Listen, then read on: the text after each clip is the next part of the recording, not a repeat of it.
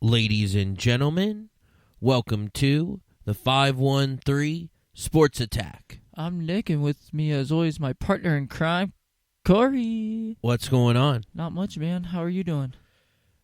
I'm doing well. Obviously, Happy New Year out there to all our listeners. Hope everyone had a happy holidays as well.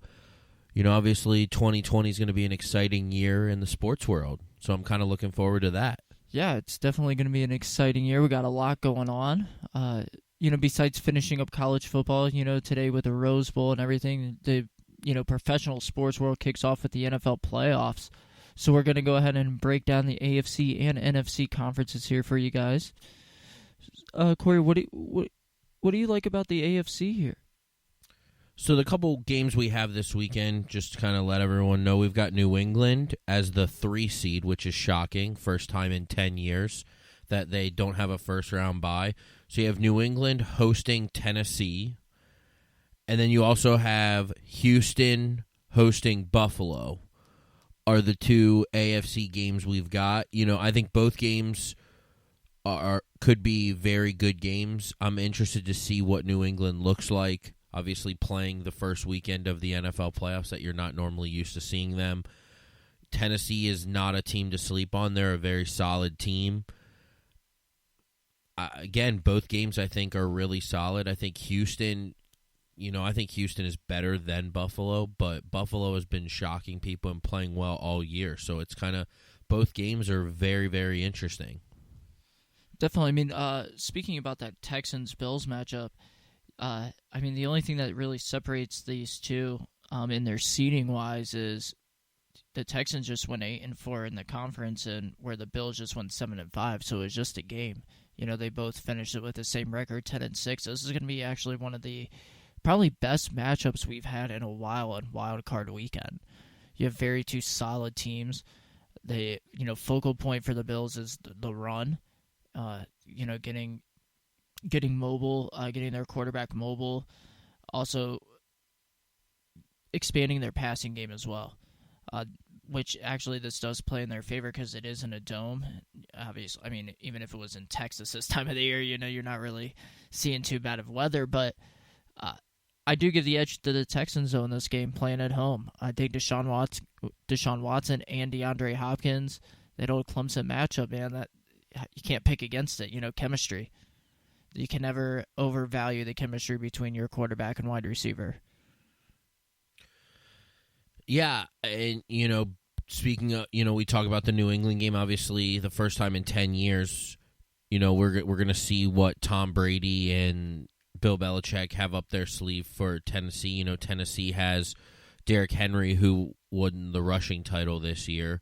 Big, strong, physical back. They switched from Mariota to Ryan Tannehill, and he's been playing really strong. A.J. Brown on the outside. Tennessee is not a team to take lightly. Obviously, I'm not going to pick against the Patriots in the playoffs at home. No chance definitely that not. I would pick against them. But I think, obviously, New England is not as good as it seems they have been in years past. They're missing something. And you know who they're missing? He was on New Year's Eve last night with Steve Harvey. They're missing Gronk.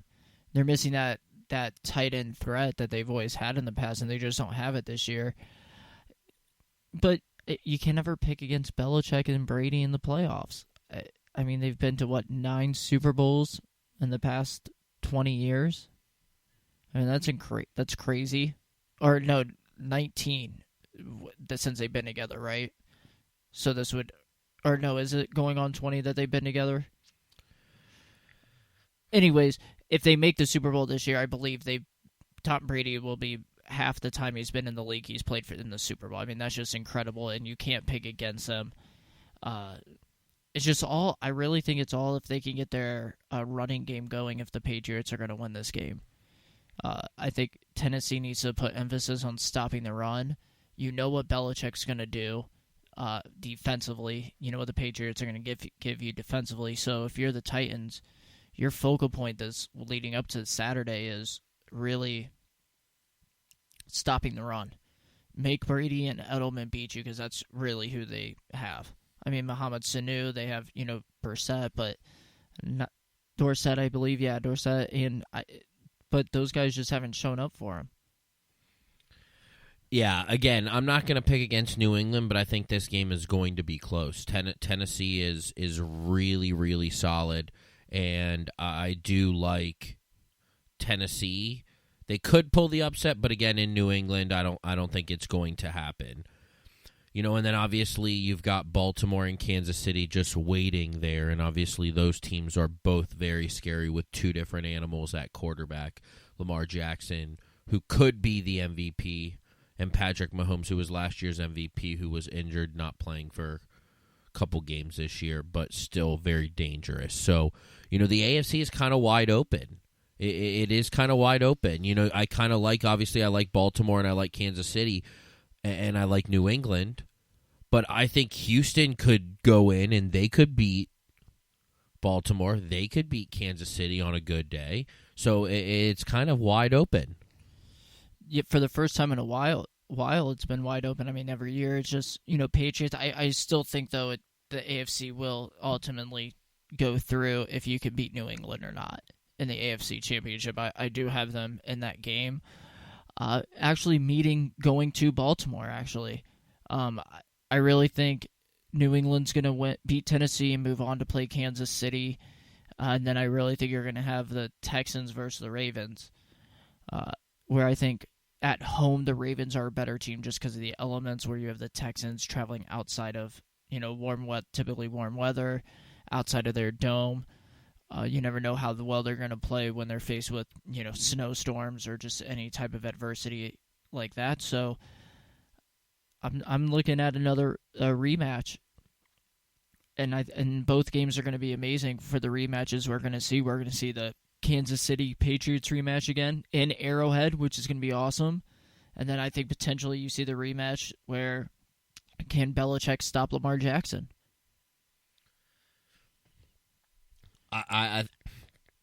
Excuse me. I actually have to agree with you. I think New England is going to go into Arrowhead no problem. I think they can produce and win that game. And then it'll be interesting to see what happens when they do travel to Baltimore. Can they stop Lamar Jackson? If they're able to, they will go on. If not, it could be a long day. I think that's kind of something that's really interesting here. That's something to look forward to in the AFC. Again, it's so hard to pick against New England. But, I think Baltimore, it has been the best team all year in the AFC, and so it's really going to be hard to pick against them because their defense is really strong as well as their offense. Definitely. So going on and moving on here to the NFC here, we've got on Wild Card Weekend, we've got the New Orleans Saints hosting the Minnesota Vikings and the Philadelphia Eagles hosting the Seattle Seahawks. Both games, again, very solid, very strong games. The game I've kind of got my eye on is Seattle and Philadelphia, more so than New Orleans and Minnesota, just because Seattle, again, I've said before, I think Seattle was a team I thought was going to take the NFC. Obviously being the 5 seed, not being able to take down San Francisco and get the 2 seed. But, at the 5, I think they're scary. I think Philadelphia is not great. Philadelphia had to win out to win their division, the NFC East. They're not strong. I think Seattle can go into Philly and beat them. No problem. Obviously it could be an issue because Carson Wentz has been looking solid lately, but Russell Wilson is experienced. They've got beast mode back, and I like Seattle in this game. Yeah, for all the reasons that you've stated here, I'm going to have to go with the Seahawks as well. But more so also because the Eagles are just banged up. They're just injury prone, and they're just injury plagued right now. So you got to trust Russell Westbrook, Pete Carroll going into Philadelphia to take care of business. But let me tell you something, Corey. The game I got my eye on out of the NFC on Wild Card Weekend is the Saints versus the Vikings. If you don't remember, a few years back, I guess we could say last decade now, right? So remember the missed tackle on Stephon Diggs. I feel like the Saints have the Minnesota Miracle. Yeah, the Minnesota Miracle, as it was called. I think the Saints really that stung for a while, and I think they're ready to show that, hey, we're not going to make that mistake again, and we should have won that game. So I think the Saints are out for a little revenge, and it's hard to, at this point in the season, as we were talking fantasy, just talking fantasy, where you're like, how do you not take Mike Thomas number one? That connection he has with Drew Brees is phenomenal. He 149 receptions. Wow. Right. So it's hard to pick against that. The Saints defense is also really strong, but so is the Vikings. I think what really this game comes down to, and what intrigues me the most, is how well Kirk Cousins is going to play in it. We saw what he's done in big games this year. Does that trend continue? Probably. That's just my opinion, though. So I'm going to have to take the Saints in that game. I think that's really the game to watch this weekend, because I just feel the Seahawks are going to blow the doors right off Philadelphia. I do like the Saints as well. I do kind of agree with you. I think the Michael Thomas connection, Kamara has kind of stepped up and gotten back to where he was before. I think New Orleans is too strong at home. Obviously you're looking at probably New Orleans going to Green Bay, and that's a game I think that just kind of you have to look at, depends on the weather. If that's a frozen tundra game, there's no way I'm picking the Saints in that frozen tundra game. Oh, no. Just because their offense doesn't translate well into that type of a weather. You really have to, in those types of weather, as we know, living in Big Ten country here in the North, you have to be able to run the football effectively between the tackles, north and south. You got to pick your spots when you're going to pass, and that's not really what the Saints offense is about. They're more, we're going to drop back, we're going to run the ball, but we're going to drop back about 60% of the time and try to, and just outgun you with our receivers. So I'm going to, if that's the case, if it's a frozen tundra game, I'm picking the Packers. I've been high on the Packers all year. I'm going to take them into San Francisco. I just don't see San Francisco losing home games. They were dominant all year at home. So I'm going to take Green Bay and San Francisco, and then at that point it's whose defense is going to play better that game. Yeah, I think this is a 1-2 year. I think San Francisco and Green Bay are the best teams. Originally, I thought Seattle could do it, but I think San Francisco is just playing stronger football right now. I think they can take down Seattle again, and I think you're going to get San Francisco and Green Bay. And then really, it's just a matter of, in that game, I think it's experience, honestly, in that game. And I think it could be Rodgers' time again.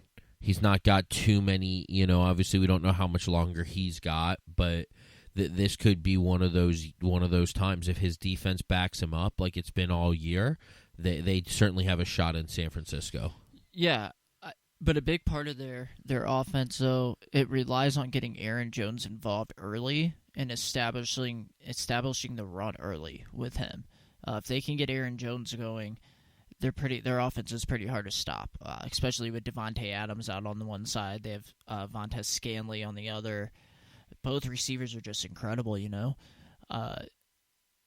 I do agree with you, though. I think it's experience. I know Jimmy G, that would be his first championship game as a starter. And I think that even though it would be at home, the moments just still get to you sometimes, and I feel like that's might what happened, and it's just Aaron Rodgers' experience comes into play. So if you're asking me right now, before it gets played out, I'm going to have to say our Super Bowl, which is something we're finally going to see. We're going to see the two GOATs of the generation go up against each other. We're going to see two Hall of Fame quarterbacks, Rodgers versus Tom Brady in the Super Bowl. And then toss up to me. If you're there, how do you pick against the Patriots with Brady and Belichick? But it's also, how do you pick against Rodgers, the Miracle Man? Yeah, We talked about, I said I think San Francisco and Green Bay, all year I've really liked Green Bay. I think Green Bay is going to come out of the NFC and out of the AFC. I really, it's really hard to do this, but I think New England is going to make it, but I would not be surprised if it was Baltimore. 100%. Either way, it's going to be a tough matchup. Either way, absolutely, no matter what. I think, again, either way, I think New England, if they make it, that's going to be the dream matchup. You've got Tom Brady versus Aaron Rodgers. That's what everyone wants to see. That's a toss up, like you said. But I do think Green Bay has the edge if they play Baltimore. I think Baltimore is a young team, and I think Green Bay is experienced. Rodgers has the kind of offense that he needs and wants, knows the checks, everything, and I think Green Bay is the team to beat. Besides Tom Brady, I don't think there's a better quarterback of making line changes like Aaron Rodgers, personally. There's two others that I could say are up on their level. One is retired, and that's Peyton Manning, and the other one's Drew Brees. When you talk about the intelligence of the game, they're not better than those four. So I really do think, Aaron Rodgers, if he has to play Baltimore, I just think the inexperience of Lamar Jackson comes into play. Being this is his second year in the league, that's a big moment, especially for a young kid who's coming out of a small school who never really got the chance to play in like that championship atmosphere. Yeah, and again, it's going to be a fun ride through the NFL playoffs, and it's going to be really interesting to see because I do think New Orleans has a shot as well. If that game in Green Bay is not a super cold, frozen tundra, snowy game, it could go either way. Yeah, because you have two greats going up. I just would love to see either a Brady Brees Super Bowl or a Brady Rodgers Super Bowl, just because we never know how long these are going to play, and you always say you want to see the best talent in the gameplay for the championship. We've seen LeBron versus Curry, Durant, all the greats in basketball at this time. It's like, we've been deprived of seeing Brady Rodgers, Brady Brees. We saw Brees versus Peyton Manning, and that was one of the best Super Bowls of my memory. So, hopefully it's a good matchup. Even an interesting matchup to me, even still, would be San Francisco versus Baltimore. That'd be an intriguing matchup, and I think a pretty awesome game, if you ask me. Absolutely. So let's go ahead and, it's we're not mid-season yet, but we're a couple months in here. About 1 month in, actually, excuse me. Well, no, yeah, about a month and a half in here of the NBA season. So we're just going to kind of give you a little bit of an update here as to what's going on here. Obviously, no shock, Giannis and the Bucks are the best team in the NBA. Weak conference, not a lot of talent going on. I'd say it would be more impressive if it was Durant wasn't injured, because, the Nets would be they'd be a lot better. They'd be winning more games. But, yeah, it's not really surprising, though. They were the best team last year in the NBA. Obviously, they were the best record team in the NBA, if you will. So that's not really a surprise. That the Celtics are hanging tough, though, at the top, only 5 games back. If they can make a run here leading up to the All-Star break and then make a run mid-season going into the playoffs, maybe they can. I could see them maybe taking that top seed away from Milwaukee. They have a lot of talent. Boston has a lot of talent, obviously with Gordon Hayward, Kemba Walker, Jason Tatum. They're loaded with talent. Loaded. And obviously you have a great head coach. So I think, obviously Giannis showed that they couldn't really get over the hump in the playoffs last year. So I think the Celtics have a shot. They definitely do have a shot there. The team that's kind of surprised me this year is the Miami Heat. Right now, looking at the 3 seed at 24-9, and again, just 5 games back behind Milwaukee, right on the Celtics' tail. Jimmy Butler, they're balling, doing good things, doing good things for the Heat. There, obviously they're I think they're a team that can be there. They're a playoff contender team, and I think that they'll be in the playoffs. I don't know that they're championship caliber yet, but I think they can definitely hang and be a top 5 seed in the playoffs. Yeah, oh, definitely. But I mean, at this point, though, it is Milwaukee's conference to lose. The Eastern Conference is there to lose. I don't really see anybody really beating them, but like I said, I mean, Boston does have the talent to do it. The only question is how defensively will they match up against Giannis for 7 games, and that's a lot to ask somebody to do. The Raptors gave you the formula to do it last year with Kawhi Leonard. Create a wall to stop him, every time down the floor. Just put a wall up there in the paint. That's how they did it. So, I mean, the formula's been there how to stop him, but with him adding the 3-ball to his arsenal, you kind of have to now, that almost takes that out of the equation almost, just because now he's forcing you to spread the floor a little bit more. So, I mean, if you ask me, I think it is the Bucks conference to lose. Yeah, one other thing I want to bring up about the Eastern Conference here, obviously, right now you have the Raptors at the 4, the Pacers at the 5, the Sixers at the 6, Brooklyn Nets at the 7, and the Magic at the 8, with the Bulls just 1.5 games back out of that spot. The one thing I think that kind of surprises me is the 76ers. They have so much talent. Everyone was talking about Ben Simmons' jump shot, talking about how they're going to be great. Everyone loves Joel Embiid. And right now they are 23-13. Obviously a lot of basketball to be played, a lot of basketball left. But this team should be contending with the Bucks. This team should be a championship contending title team, and they're not. I don't know what else they can do. Defensively, they should be strong. Offensively, they should be strong. And for some reason, they don't look like they're playing like a team. Inexperience. I think last year, with the loss of J.J. Redick and the loss of Jimmy Buckets, that inexperience is now coming into play. They don't have a lot of veteran leadership in the locker room, which I think, which carried them through a lot of games when you needed to rely on it. You had that veteran presence of Jimmy Butler, to let him go to work. Same thing with J.J. Redick. You had a guy who you knew 70% of the time he was going to shoot, he was going to make the ball. He was going to make it. So I really think that has a lot to play, but you're right. I mean, they do have all the talent with Tobias Harris, Josh Richardson, Al Horford. Take that for what you will, but I personally think he's one of the best centers in the league. They have Trey Burke. Just looking down, I mean, but he hasn't even played.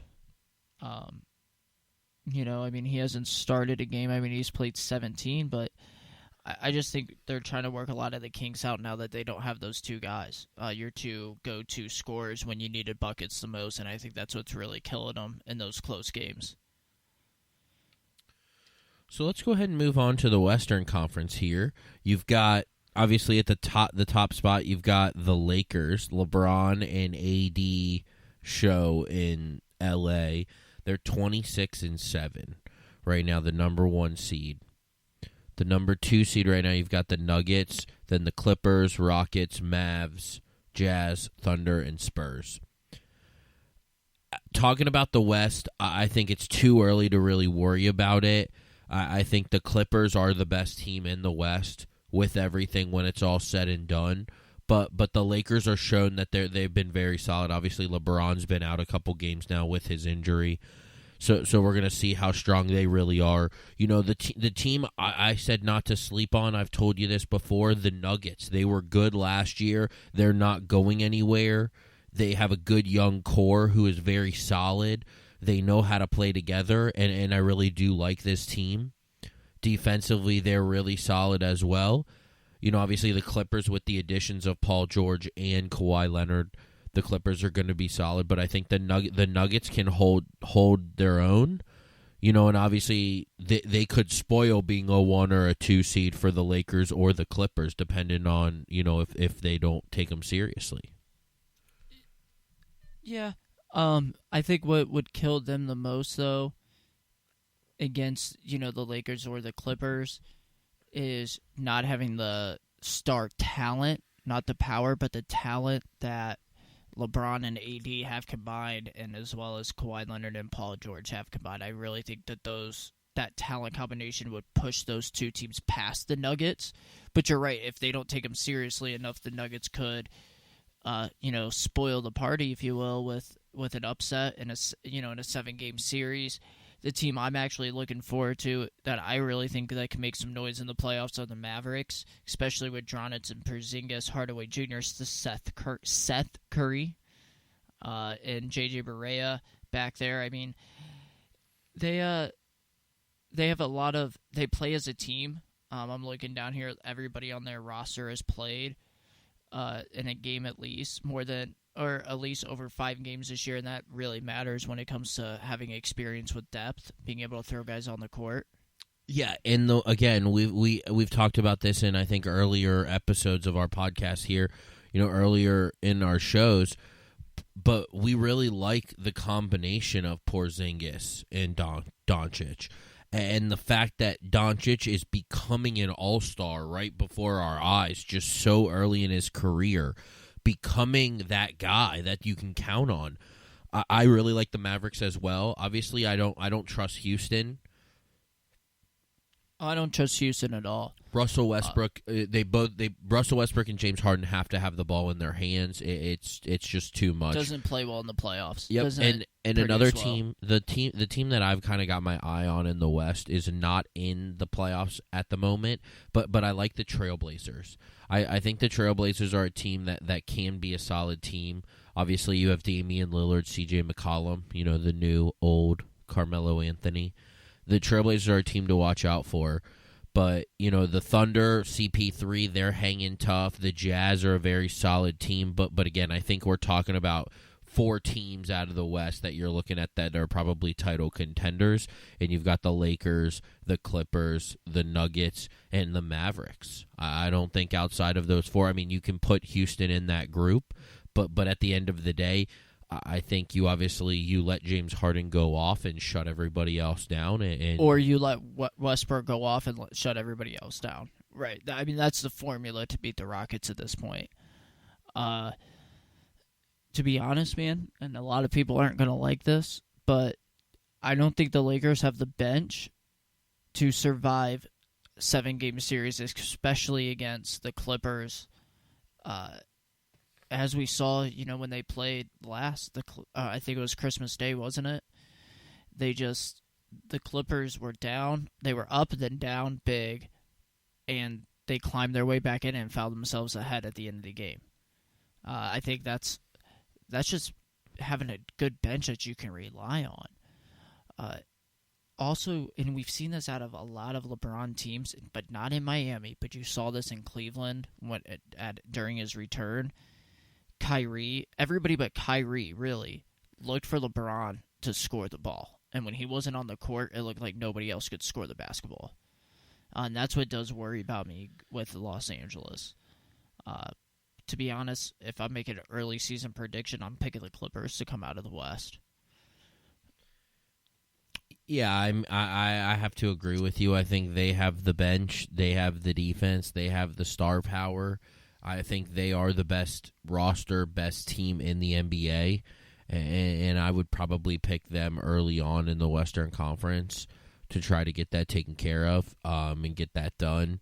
But I think, I think there's some teams that could contend. I think the Mavericks could give them some problems, and I think the Nuggets as well. But I do think the Clippers are the best team. Yeah, I mean, they're not a for sure runaway with it, but with having Kawhi Leonard, Paul George, and the bench that they have, and the depth that they play with, that Doc Rivers loves to play with, it's just hard to see somebody beating them in a 7-game series.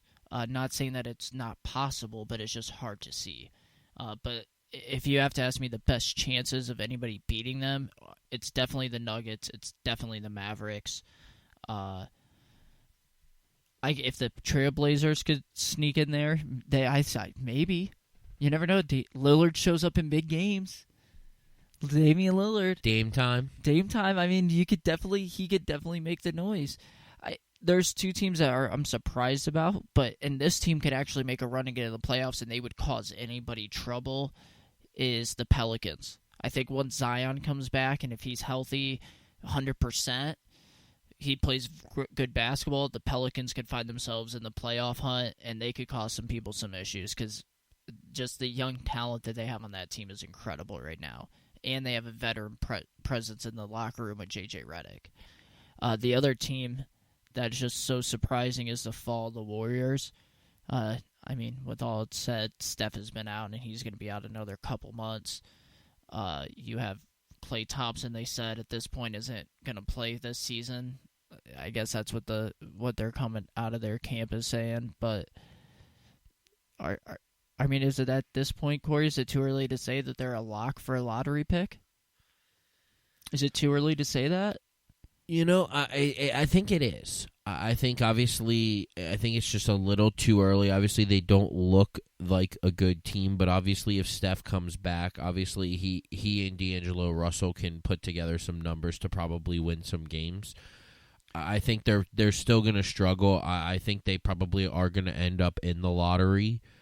You know, hopefully not. Hopefully, you know, if they're going to be in the lottery, they're really, you know, on the end part of it, so they have a better shot at an early pick, you know. But some other things to kind of look forward to that I've heard is they're kind of monitoring, the Warriors are monitoring the Karl Anthony Towns situation here.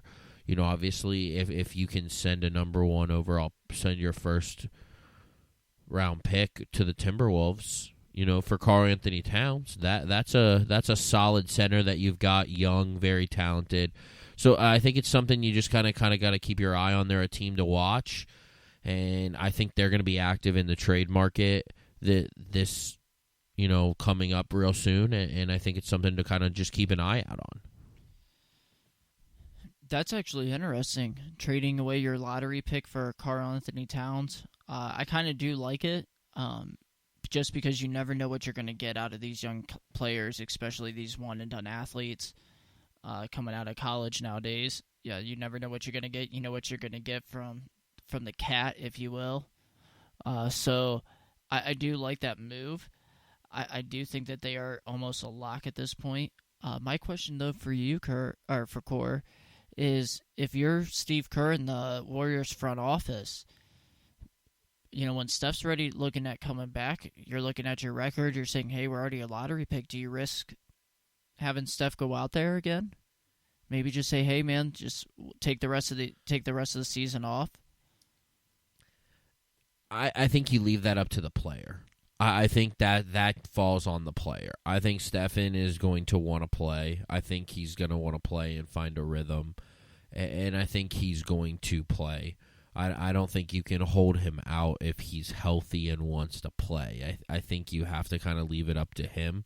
I think it'll kind of be a slow season, though. Instead, you know, if they're just, you know, 4 or 5 games out of a playoff spot, you know, you kind of turn it up a little bit. But if they kind of fall a little bit towards the end of the year, you kind of give them a day off here, a day off there, just to kind of keep them fresh and hope that everything comes well. Especially with an Olympics coming up this year. I mean, Absolutely. You know, he's probably going to want to play on that team. And that's when another thing, if I'm Steph, I'm kind of thinking maybe I shouldn't come back this year. You know, we're not in the hunt for a title, as, you know, people might look down upon that, like, oh, you get paid so much, you could still go out there and play. But, you know, he has to also think about his future. He's probably going to play in the Olympics this year. So, you know, that's just more basketball put on your legs. Why risk the injury as well? Why risk, you know, trying to go out there, play, maybe re-injure yourself, and maybe it's worse than what it already is? So that's just my take. If I was Steph, I wouldn't play the rest of the year and just kind of secure that lottery pick. Maybe get a stud. Maybe trade the pick. There are, you know, we were talking the trade rumors for Cat earlier. Or just a moment ago. There's rumors out there that they might be going after Giannis. Yeah, you know, obviously we've kind of talked about that. We've kind of thrown that around. We'll see if he actually gets to be able to leave Milwaukee, but, you know, we'll kind of see. You know, I think Golden State is kind of an interesting team, obviously, this year. Obviously, you would talk about them as being maybe one of the teams of the decade. But, I think they're a fun team to watch, and I think you just got to kind of keep your eye on them and see what happens. Definitely. Well, before we get into the remaining of the show, where we're going to just go over the 2020 sports year with all, the most exciting events coming up, I just want to give a shout out real quick to Oregon, who just, as we're speaking now, won the Rose Bowl. Congratulations to Herbert on a phenomenal 4 years in Oregon. Look forward to you playing on Sundays. Good luck to you in your future endeavors, kid. Yeah, absolutely. So like you said, we've got 2020 is going to be a really, really exciting year. It's just going to be one of those years that you've got just a lot of things going on each month. So we were talking earlier, and I just kind of was looking it up here. So, let's kind of dive right in as to what we've got. So obviously it being January, the first thing we have, we didn't talk too much about it. We've talked about it before. Obviously our love for college football. We have the College Football National Championship in New Orleans on January 13th. We'll be going over that later, though. Obviously. We'll definitely be going over that later, but that's going to be exciting. Obviously, matchup. Yeah. We'll be talking about that here later on, obviously in the next couple episodes here. So obviously we've got that. Obviously, moving on, right after that, you've got the following week, you've got the Australian Open in Melbourne, Australia, January 20th through February 2nd. Defending champion Novak Djokovic looks to defend his title. It's the hardest tennis tournament of the year. Very exciting to always watch just because how hot it is down there, especially courtside. Some of the temperatures range up to the 120s. Yeah, like you said, he can repeat as the men's champion, and if he does, he would capture his 8th Australian Open crown. So that'll be something. Creeping up there right up there with Nadal, trying to be the second player ever to win 10 majors at one single major, rather. Yeah, so he's kind of got his eye on that. So as we continue on here, moving on right through, I don't know if you're a fan. If you are, great. We've got the Winter X Games in Aspen, Colorado going on January 23rd through the 26th. Extreme outdoor sports involving skiing, snowboarding. Always fun to watch. My favorite events is snowboard super pipe, the men's super pipe. One of my favorite winter sports. I used to ski myself. It's very exciting to watch. If you haven't watched it, check it out. Always a good time. On January 26th as well, that Sunday, if you're a fan, the WWE Annual Royal Rumble is happening, the 60-man or 30-man Royal Rumble. The winner gets a guaranteed title match main event at WrestleMania, which is happening later in the year. What else do we got, Core? So then you're kind of done with January. Moving on, the first thing obviously in February everyone looks forward to is the Super Bowl in Miami, Florida. Ooh, the Hard Rock. The Hard Rock, yes. So we've got that to look forward to start February.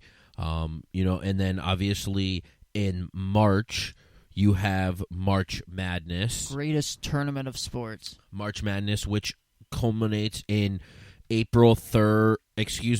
You've got March Madness, and then for the women's Final Four, which is in New Orleans as well. Big year for New Orleans. Oh, wow. They've got the women's. They got the college football champion title game, the women's and men's Final Fours. Huge year. Yeah, so I think the women's Final Four is the 3rd through the 5th,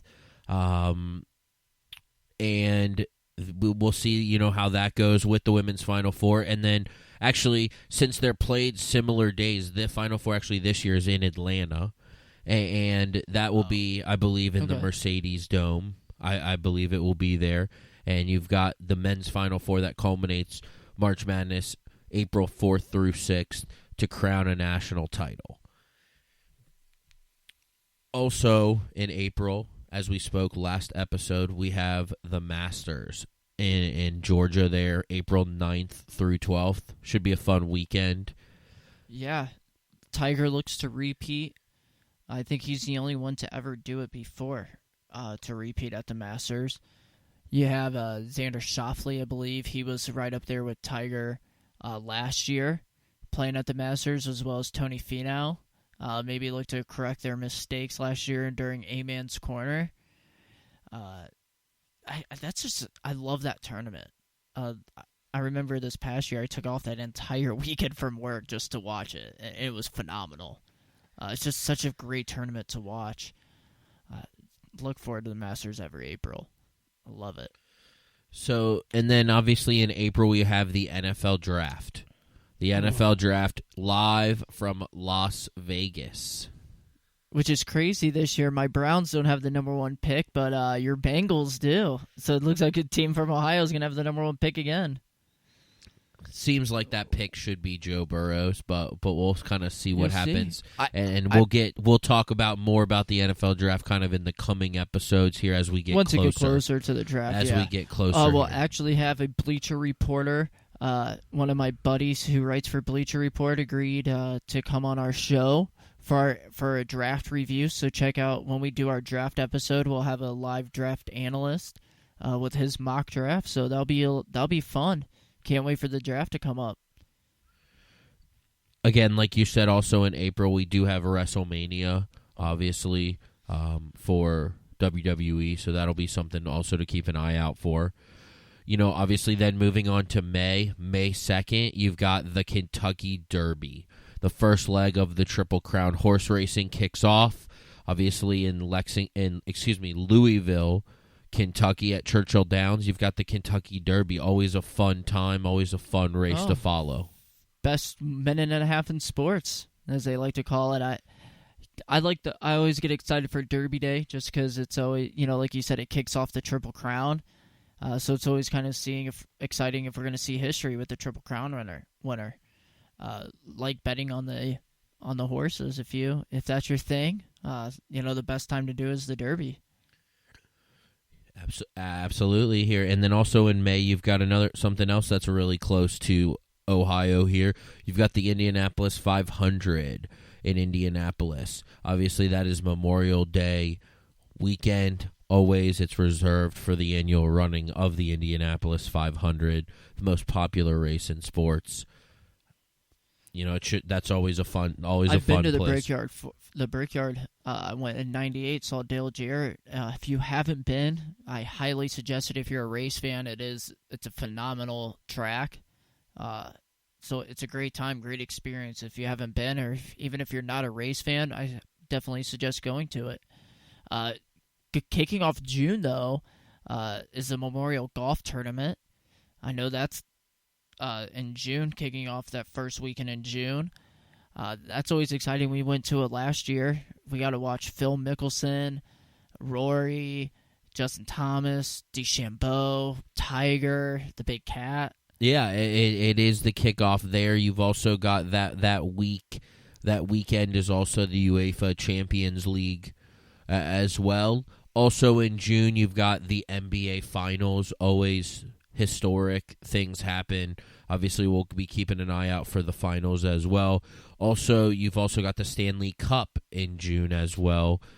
Just odd to me that you play hockey in June, but that's me. That will be when the finals would be there for you. And then obviously as we move on to the end of July, from June 12th through July 12th, you got the UEFA Euro Finals, and you've also got the College World Series during that time.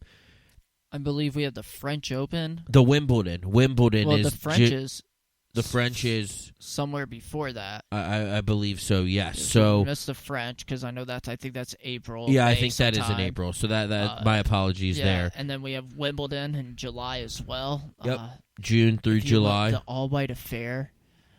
Serena, they might as well just rename the women's side the Serena Williams tournament at Wimbledon, because that's pretty much what it has been and will be as long as she's playing. But that's always exciting to watch. One of my favorite tennis tournaments ever.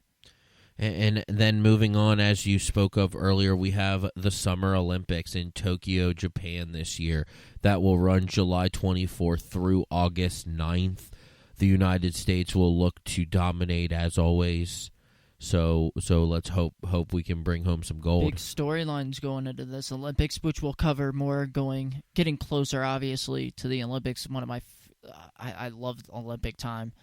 How will the U.S. swim team fare without Michael Phelps in their first Olympics, Summer Olympics since a while. I mean, Sydney, you have to go back, 20 years since Phelps has been in the pool. Hasn't been in the pool. So how will they go fare there? Another big one is the rumors are Simone Biles is still gonna compete for the women's gymnastic team. Could she continue her dominance and be the first woman to do a triple crown, if I'm not mistaken? London, Rio, and now Tokyo, winning the women's all-around. So that, just big storylines going in there. August as well, you have WWE's second or third biggest pay-per-view of the year with their annual SummerSlam on August 23rd, held in Boston, Massachusetts. Rumors I was reading have John Cena. It wants to have a meaningful WrestleMania, maybe have a little run because of him living in the Tampa area where WrestleMania is going to be held, and then where SummerSlam is going to be held in his hometown of Boston. He's actually from Westbury, but basically Boston there. So, just storylines to watch out in wrestling. What else do we got in August? Anything else going on in August, Corey? End of August, you have the final tennis Grand Slam of the year, which is the U.S. Open in New York. Another good tournament. The fourth and final slam. So good tournament to watch. We also get blessed with the Ryder Cup this year as well. That will happen in September, towards the end of September. Is that in America this year? I believe it is. It is in Haven, Wisconsin. Ooh, that'd be interesting. Yes, it is in Haven, Wisconsin here. Obviously, we've got Steve Stricker and Patty Harrington are the captains for the respective squads. So we'll see what kind of happens. Obviously, hope America kicks their ass again. Yeah, definitely. I mean, the world team, if you will, because it's U.S. versus everybody else, or Team Europe, I guess is what they call themselves. They have a sour taste in their mouth after that President's Cup come from behind victory on that final day match play. So this could be a tough Ryder Cup for the U.S. team. But I do hope we go out and kick some European ass again. What's going on in September? Going into September, I mean, baseball's going to be wrapping up the MLB playoffs. Obviously, finishing with the World Series in October. Yep. Obviously, then we've got our favorite time, college football's back in September. And then, obviously, to end in November, you have your MLS Cup to really kind of close out the year. That's kind of what we've got going on in the sports world this year. Obviously, one thing I'm looking forward to is the Olympics. Obviously, you get them every 4 years, so it's really fun to kind of have them. I think it's going to be a great time. And my favorite thing about the Olympics is, Corey? Every 4 years, I care about gymnastics. I care about water polo. I care about polo, archery, all of it. Because it's... as much as it is just to bring everybody together for a, peaceful spirit and peaceful spirits of competition, it's all about America. You just want to see us win all the gold. I love it. It's always the best time of the year when you got to go, especially in the Winter Olympics when you're watching curling, have no idea what's going on, and you're just like, point for America. That's all that matters, But I agree with you. The best sporting event that I'm looking forward to this year is definitely the Olympics. Yeah, I really, do anything else that you've got on your plate here for this upcoming year? Anything you want to mention? Anything I missed? Anything that you've got on your mind? November, we also have Survivor Series for WWE, their fourth major pay-per-view of their calendar year. So, I just think I think 2020 is going to kick off this decade with some memorable sports matchups that we're going to talk about, for decades to come. Hopefully we get a Tom Brady or a, two Hall of Fame quarterbacks going at it in the Super Bowl. How March Madness, one of the best times of the year, all the basketball that's being played in those short amount of times.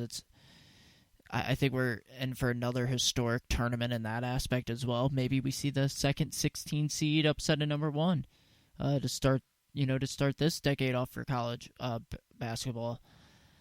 But man, I'm excited for the Olympics. That's what's going on over here, man. Just excited for it. Can't wait for August. Yeah, it's going to be a great year in sports. And it's, obviously if there's a way to start the decade, this is the way to start it. And this is, it's going to be a great year in sports, and I'm really looking forward to it. Me too. Any final thoughts, Core? Got any final thoughts? I do not. So we do have a little time left here. So one thing I do, and it's just been going on a lot, and just the social media world and just everything over here in the Big Ten country. One thing I just wish would stop happening is when refs blow calls in games, not the Ohio State game, the Saints game last year, just in general, whenever the referees blow calls, I wish they would just stop coming out and saying, like the leagues would stop coming out and saying, oh, hey, we missed that call, sorry about it. It just adds more controversy to everything. But just, Yeah, I again, you know what I'm saying, man? The refs are part of the game. Things happen. It's a part of the game. That's what happens. Just stick with it and keep your mouth shut. That's all you've got to do. And if you're going to do anything, find the refs in private. If you're going to do anything about it, find them in private about it. Don't let the fan bases know that we made the wrong calls. Because to be honest, like what Sean Payton said, what am I supposed to do? Tell my team, sorry, the refs took us out of the Super Bowl. Sorry, we're not going to the Super Bowl. The league's sorry about it. Same thing like what Ryan Day's supposed to tell his team. Oh, sorry that everybody agrees that the refs made the wrong call. We're not playing for the championship. The league's sorry. No, it doesn't change anything. Just keep your mouth shut. Find them in private about it. But those are my last thoughts here for you guys. Can't wait for this. Can't wait for you guys to be with us. So for all of 2020 in the future, man, it's can't wait to have you guys along for the ride of this year in sports. It's going to be a great year. And also, just don't forget, for all your Buckeye basketball needs now going forward, check out the OHIO podcast where I do co-host it with Buckeye Boggs. That'll be a fun time if Buckeye basketball is your thing. Also, again, please don't forget to catch us every Friday on Podbean, Apple Podcasts, Google Podcasts, iHeartRadio, and Spotify, or wherever else you get your podcast needs. All you have to do is just search the 513 Sports Attack. Also, please don't forget to check out our Facebook page, at the 513 Sports Attack, newly Instagram page, 513 Sports Attack. Obviously, if you have any questions or topics you would like for us to talk about, please send us an email at the 513sportsattack@gmail.com. Don't forget to give us a 5-star rating as well so we can continue to grow. And just have a wonderful new year, everybody. Can't wait to have you guys along for the journey. Peace.